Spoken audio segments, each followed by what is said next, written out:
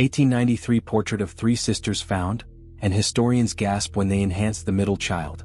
In the far corner of a climate-controlled restoration studio in Providence, Rhode Island, late afternoon light filtered through Venetian blinds, casting long diagonal shadows across a workbench cluttered with the remnants of forgotten lives. Dust motes drifted lazily through the amber beams, suspended in that particular stillness that only old spaces seem to possess.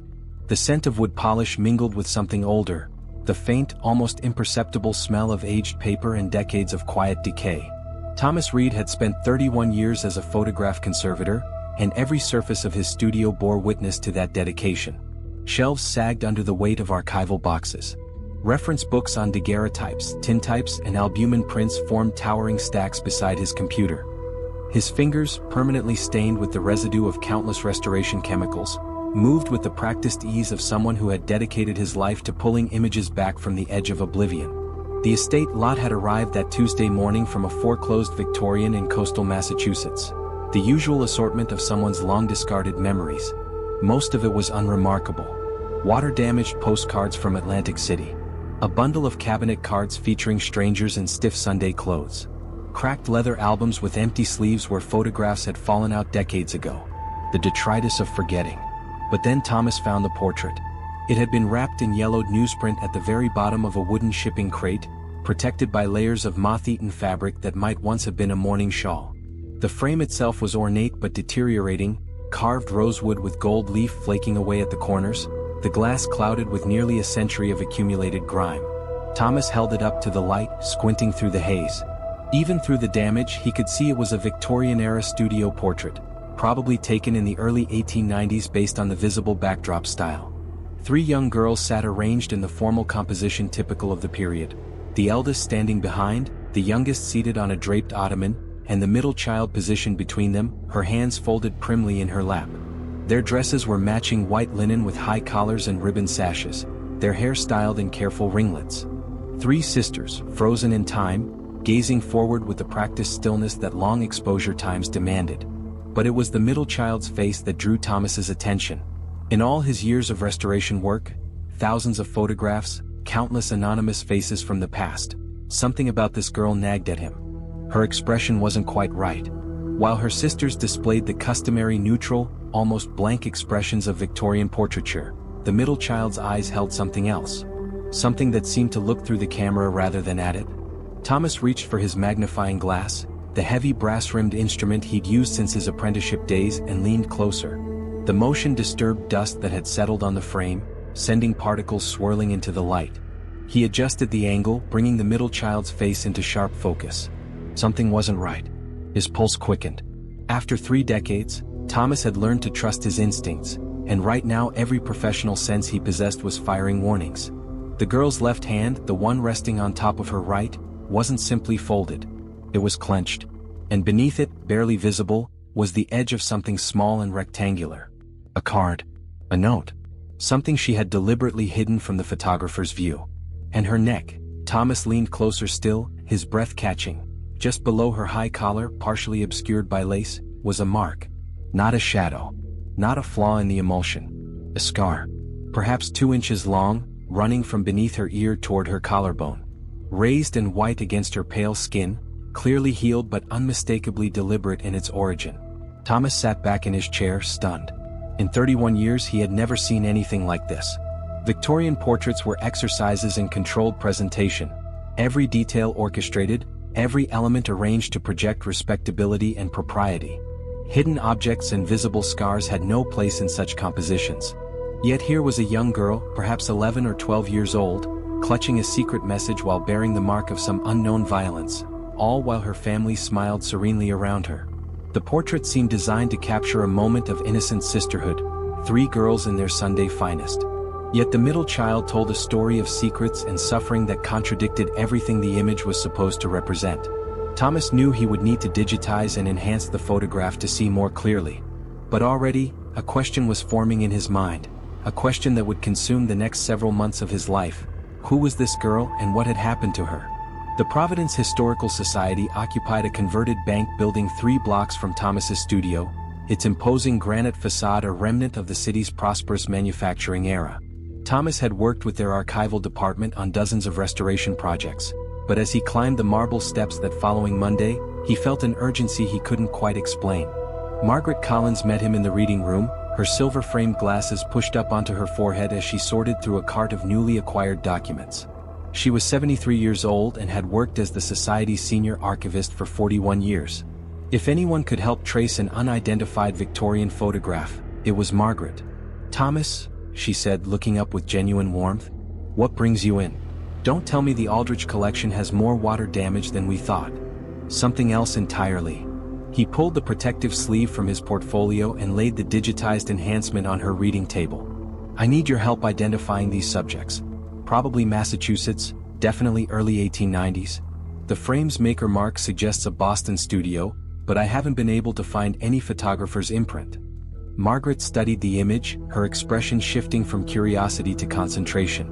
She examined the clothing details, the backdrop, the lighting techniques. "You're right about the time frame. Those sleeve styles didn't come into fashion until 1892 at the earliest." She tapped the edge of the enhancement. "Good studio work. Expensive. This wasn't a traveling photographer. Can you look up Boston studio records? Anything that might give me client names?" "I can try, but Thomas." She paused, squinting at the middle child's face.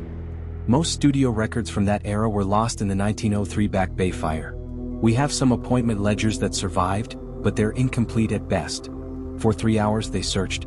Margaret pulled boxes of photographer advertisements, studio directories, even social registers from coastal Massachusetts towns.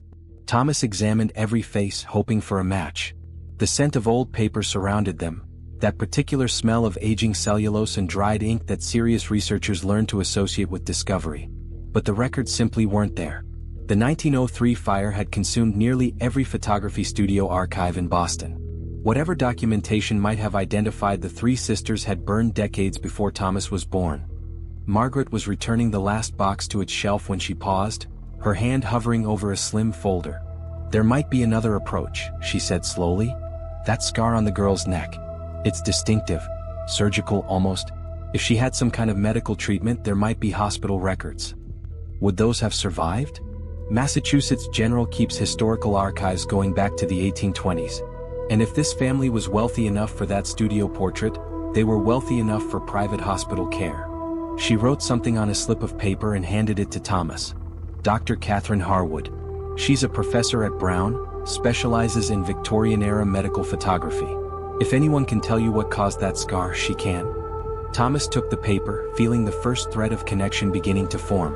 He didn't know it then, but that slim scrap of notepaper would eventually lead him to a story that would change how he understood courage, sacrifice, and the quiet revolutions that happen within families. Dr. Catherine Harwood's office was exactly what Thomas had expected from a scholar of Victorian photography, every available surface covered with books, files, and framed examples of historical medical imagery. Anatomical daguerreotypes hung beside cabinet cards of Civil War surgical patients. A phrenology bust served as a bookend. The afternoon light struggled through windows nearly obscured by stacked journals. She was younger than Thomas had anticipated, perhaps mid-50s, with sharp eyes behind rimless spectacles and gray-streaked hair pulled back in a practical bun. She had agreed to see him within 2 days of his initial email, her curiosity clearly piqued by the images he'd attached. "You were right to bring this to me," she said, studying the enhanced photograph through a magnifying lamp. "That's not an injury scar. The placement, the healing pattern. This was surgical. Deliberately placed, precisely executed. What kind of surgery leaves a scar like that?" Dr. Harwood leaned back, her expression troubled. "In the 1890s? Several possibilities, most of them involving the throat or lymphatic system. But given the length and angle..." She paused, seeming to weigh her words carefully. "There was a controversial procedure performed in that era for children deemed defective or incorrigible. A form of primitive thyroid surgery, sometimes administered without proper anesthesia or consent. The theory was that it would calm difficult children, make them more compliant." Thomas felt his stomach tighten. "You're saying this girl was subjected to experimental surgery?" "I'm saying it's possible.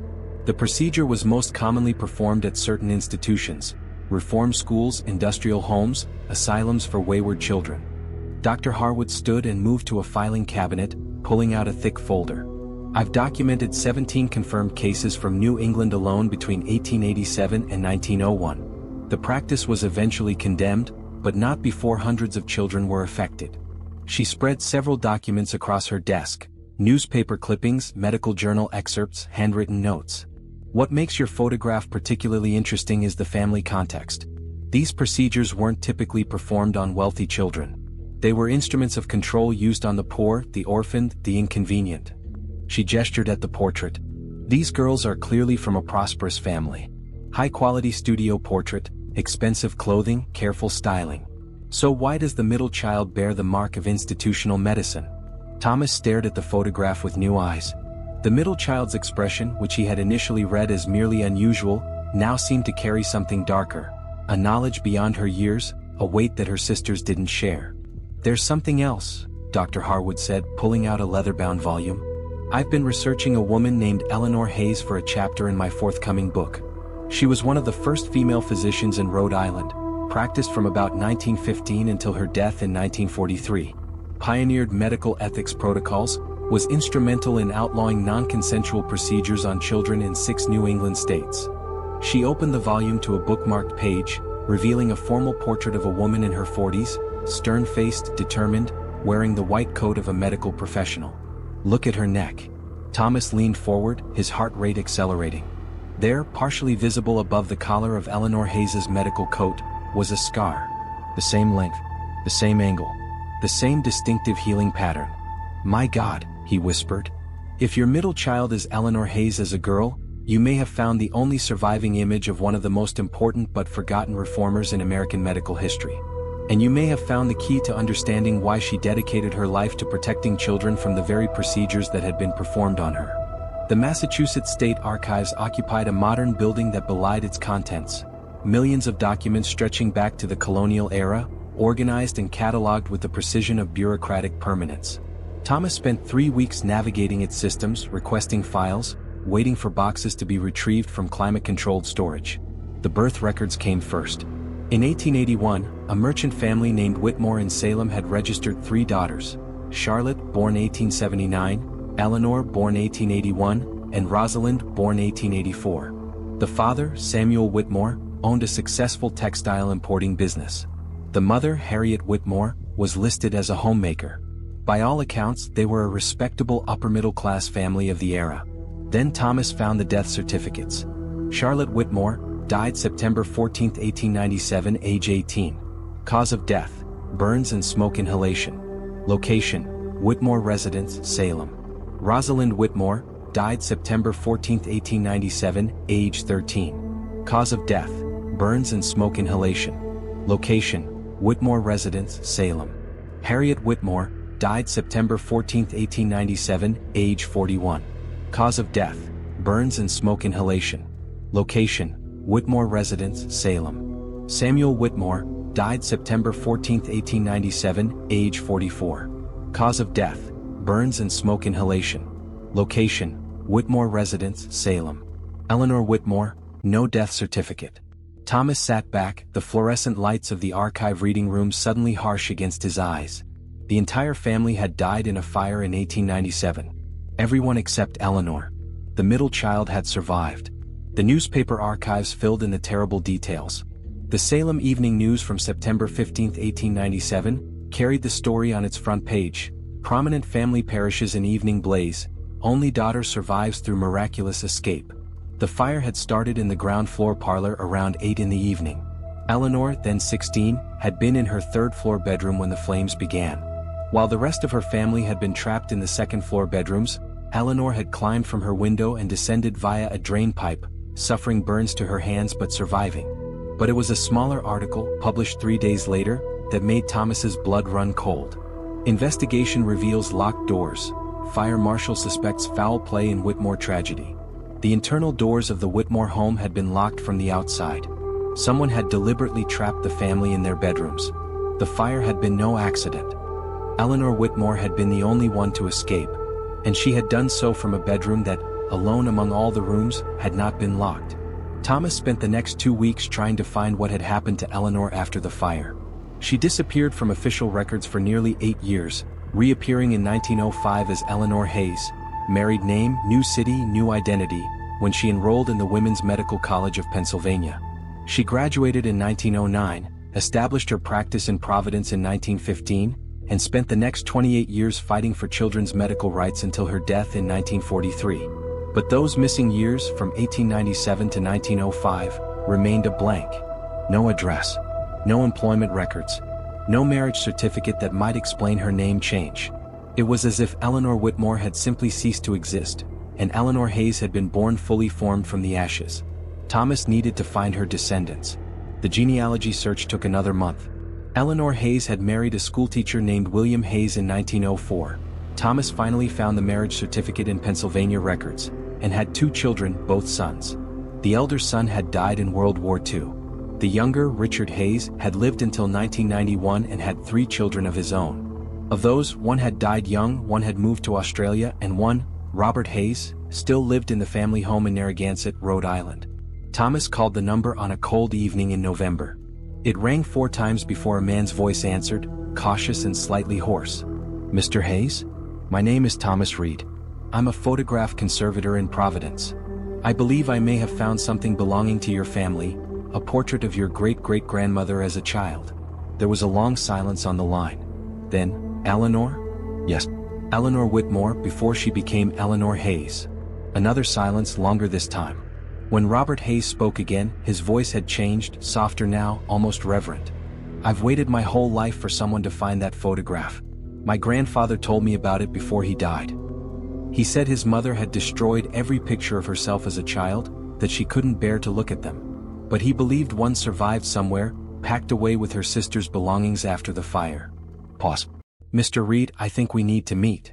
Robert Hayes lived in a weathered colonial 3 blocks from Narragansett Beach, the kind of house that generations of salt air had silvered to a particular shade of gray. He met Thomas at the door, a tall man in his late 60s with a thick white mustache and eyes that crinkled with cautious welcome. Inside, the house was a museum of family history. Photographs lined every wall, every surface. But Thomas noticed immediately that none showed a young Eleanor. The earliest image of her appeared to be from her medical school graduation, already in her 30s, already wearing the stern, guarded expression that would characterize every subsequent photograph. "She never spoke about her childhood directly," Robert said, pouring tea in a parlor that overlooked the gray November ocean. "My grandfather said it was like she'd been born at 20. Everything before that was silence." Thomas handed him the enhanced photograph. Robert's hands trembled slightly as he took it, and for a long moment, he simply stared. Then, slowly, tears began to form in his eyes. "My God," he whispered. "She was so young. And her sisters." He touched the glass gently, reverently. "Charlotte and Rosalind. I know their names only from the gravestone. Mr. Hayes, do you know why Eleanor had that scar on her neck? The one visible in this photograph."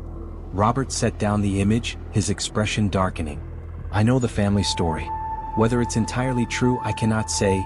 It came to me through my grandfather, who heard it from his mother only once, near the end of her life." He took a long breath. Eleanor was different from her sisters. Strong-willed, they called it then. Difficult. She questioned everything, challenged her parents, refused to accept the role expected of young women in that era. Her father considered it a form of illness. He gestured toward a cabinet in the corner. "There's a letter in there, written by Eleanor herself, the only time she ever wrote about what happened.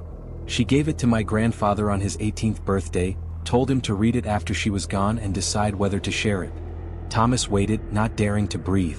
Robert crossed to the cabinet and withdrew a yellowed envelope, its edges worn soft by time. When Eleanor was 11 years old, her father had her committed to a private institution for nervous disorders. She was there for 7 months. During that time, without her consent or her mother's knowledge, she was subjected to experimental medical procedures intended to make her more tractable. The scar on her neck was one result. There were other procedures as well, things she never described in detail. He handed the letter to Thomas. She believed her father had set the fire that killed the family. She believed he intended to kill her too, that he locked her door with all the others, but that the lock on her door was old and faulty and she managed to break through it. She believed he set the fire because he had lost everything. His business had failed, creditors were closing in, and he saw death as the only escape from shame. Thomas read the letter, Eleanor's careful handwriting preserved across more than a century. The words were spare, almost clinical, describing horrors with the detachment of someone who had learned to separate themselves from their own memories. But one passage stood out. "I did not escape that house by luck or by God's providence. I escaped because I had spent 6 years since my return from that institution preparing for the moment when someone would try to confine me again. I had tested every lock, memorized every exit, calculated every possible means of flight. Father thought he had broken my will in that terrible place. Instead, he had only taught me to survive." Robert took back the letter gently. She kept her sister's belongings her entire life, but she could never look at them. The portrait must have been among those things, packed away after the fire. He gestured at the photograph. "She's holding something in her hand. Do you know what it is?" Thomas nodded. "I've enhanced the image as much as modern technology allows. It appears to be a small card, perhaps a calling card or a note." "May I see?" Thomas showed him the detail enhancement. Robert studied it for a long moment, then smiled, the first genuine smile Thomas had seen from him. "It's a suffrage card. My grandfather told me about these. Women would pass them secretly, particularly at social gatherings, small cards bearing quotations about women's equality, designed to fit in a palm or a pocket." He pointed at the visible edge. "You can just make out the border design. They were produced by the Massachusetts Women's Suffrage Association starting in 1891. She was 11 years old. She was already fighting. Even then. Even before everything that happened to her." Robert set down the enhancement and looked at Thomas with an expression of profound gratitude. "She spent her entire career fighting for children who had no voice, who were subjected to procedures and treatments without their consent. Now I understand why. She had been one of those children."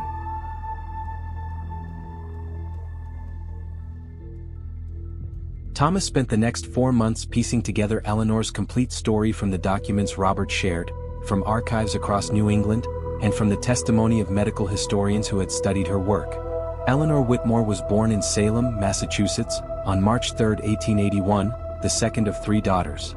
By all accounts, she was an unusual child, brilliant, headstrong, and profoundly unwilling to accept the limitations placed on young women of her era.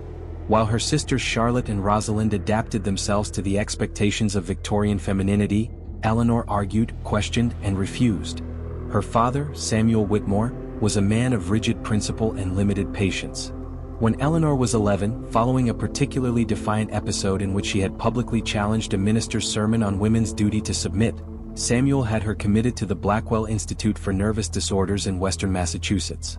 The institute, Thomas discovered, had a dark reputation even in its own era. Established in 1885 under the direction of Dr. Reginald Blackwell, it specialized in treating children deemed morally insane or constitutionally incorrigible. The treatments included prolonged isolation, ice baths, and experimental surgeries designed to alter behavior through physical intervention. The thyroid operation Eleanor received, intended to reduce what Dr. Blackwell called excessive nervous energy, left her with the distinctive scar visible in the 1893 portrait.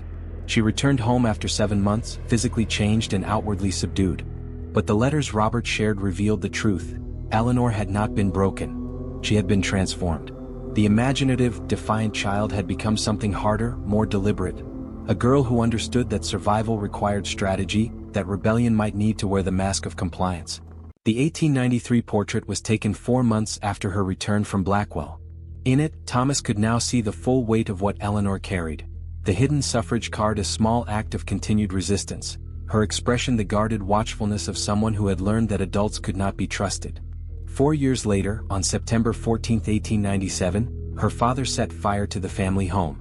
Whether he intended suicide or murder or both, no investigation ever conclusively determined. What records survived suggested that Samuel's textile business had collapsed in the financial panic of 1896, and that he faced imminent bankruptcy and social ruin. In his world, death may have seemed preferable to shame. Eleanor alone escaped, climbing from her third-floor window and making her way to neighbors who found her standing in the street, watching her childhood burn, her hands blistered and her face expressionless. For the next 8 years she disappeared from official records. From fragments Robert had assembled, she apparently lived with distant relatives in Pennsylvania under an assumed name, worked as a seamstress and later a nurse's assistant, and saved every penny toward the dream that had sustained her since childhood, becoming a physician. In 1904 she married William Hayes, a young schoolteacher who supported her ambitions unreservedly. In 1905, she enrolled in the Women's Medical College of Pennsylvania, one of fewer than 200 women admitted to medical school in America that year. She graduated with honors in 1909. Dr. Eleanor Hayes opened her practice in Providence in 1915, specializing initially in pediatric care. But within a few years, her focus shifted to what she called medical ethics for the voiceless, specifically the rights of children and institutionalized individuals to refuse treatment. She testified before state legislatures across New England, helped draft the first laws requiring parental consent for child medical procedures, and worked to close institutions like the one that had scarred her. By the time of her death in 1943 at age 62, she had directly influenced protective legislation in 6 states and had trained a generation of physicians to consider the consent and dignity of their most vulnerable patients. Her obituary in the Providence Journal called her a quiet revolutionary who changed how medicine treats children. But almost no one knew why. Eleanor never spoke publicly about her own experiences. The scar on her neck she dismissed as a childhood accident. The fire that killed her family she never mentioned at all.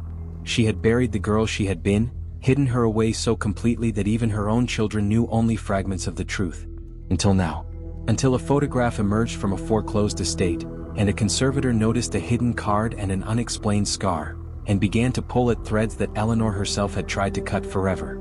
6 months later, Thomas stood in the newly dedicated gallery space of the Providence Historical Society, watching a stream of visitors move through the exhibition he and Robert had helped create.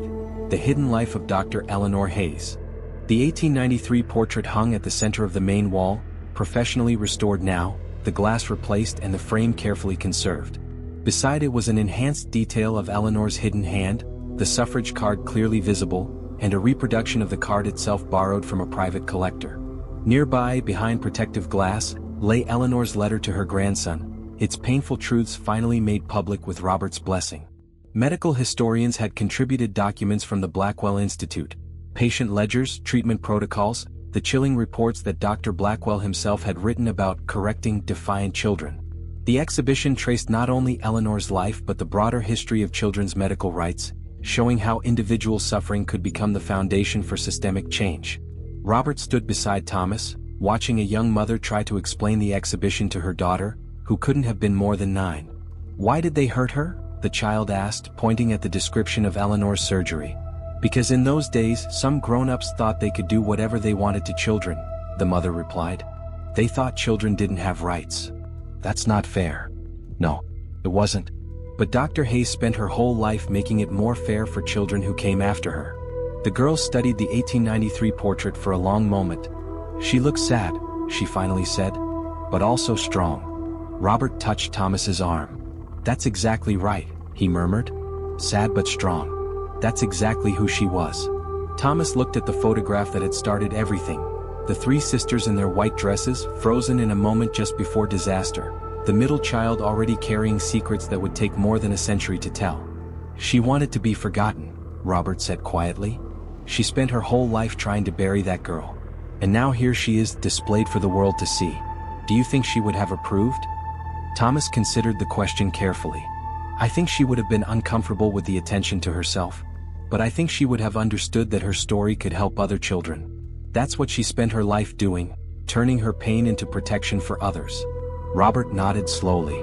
My grandfather told me something once. He said his mother believed that every person who suffers has a choice. They can let that suffering make them smaller, or they can let it make them into a shield for others. She chose to become a shield. They stood in silence for a moment, watching more visitors file past, reading Eleanor's words, studying her image, learning the truth she had hidden for so long. Thomas thought about the estate lot that had arrived that ordinary Tuesday, the bundle of forgotten photographs, the water-damaged postcards, the remnants of anonymous lives. He thought about how easily he might have overlooked the portrait at the bottom of the crate, how the middle child's secrets might have remained hidden for another 100 years. But something had made him look closer. Something in Eleanor's eyes had reached across a century and demanded to be seen. And now her story, nearly lost to time, would inspire generations to come.